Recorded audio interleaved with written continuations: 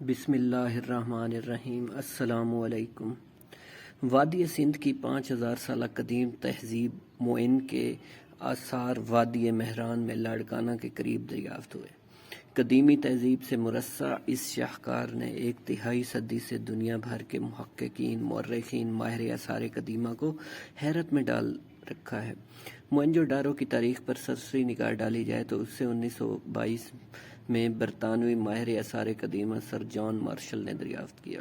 موئنجو ڈارو سندھی زبان کا لفظ ہے جس کا اردو زبان میں بہترین مطلب مردوں کا ٹیلا ہے۔ یہ شہر اس دور کے انسانوں نے بہترین منصوبہ بندی سے بسایا تھا۔ اس شہر کی گلیاں کھلی اور سیدھی جبکہ پانی کی نکاسی کا مناسب انتظام موجود تھا۔ محققین کے مطابق یہ شہر 7 مرتبہ اجڑا اور دوبارہ بسایا گیا، جس کی اہم ترین وجہ دریائے سندھ کا سیلابی ریلا تھا۔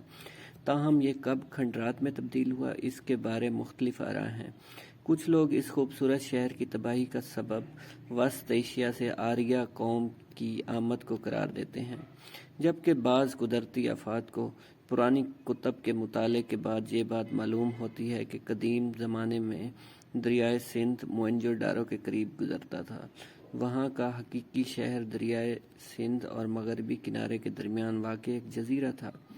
اس سرزمین کا جائزہ لینے سے یوں آ رہا ہے کہ وہاں پر دراصل 5 جزیرے تھے جو بعد میں دریا کے رخ تبدیل کرنے اور ان کے اوپر ریت چڑھ جانے کے سبب اکٹھے ہو گئے۔ جزیروں کا گویا ایک گچھا سا بن گیا۔ اب وہاں صرف ٹیلے ہی ٹیلے نظر آتے ہیں جو تقریباً 250 ایکڑ رقبے پر پھیلے ہوئے ہیں۔ کچھ ٹیلے 20 تو کچھ 30 فٹ بلند ہیں۔ اب تک موئنجو ڈارو کی تقریباً 13 ایکڑ اراضی کی کھدائی کی گئی ہے۔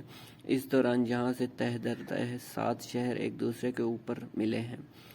قدیم آثار کے ماہرین کے مطابق سیلابی موسم میں جب پانی سے شہر تباہ ہو جاتا تھا تو نیا بسا لیا جاتا تھا۔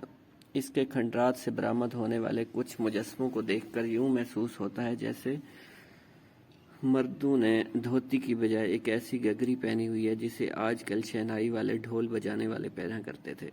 کچھ مجسمے بالکل برہنہ ہیں اور کچھ میں لنگوٹ پہنے ہوئے نظر آ رہے ہیں۔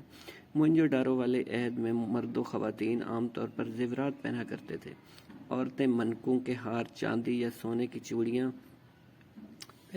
اور پازیب پہنا کرتی تھی۔ کچھ مجسموں میں عورتوں کو کونی سے لے کر کندھے تک چوڑیاں پہنے دکھایا گیا ہے، جس سے ظاہر ہوتا ہے کہ اس دور میں بھی چوڑیوں کا رواج عام تھا۔ کچھ زیورات پر جڑاؤ کا کام بھی دیکھنے میں آیا ہے، اس لیے کہہ سکتے ہیں کہ اس دور میں سونار بھی ہوا کرتے تھے۔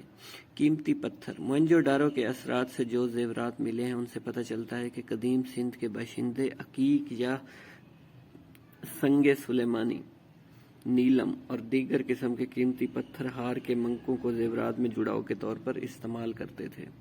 کھیتی باڑی و دیگر ہنر۔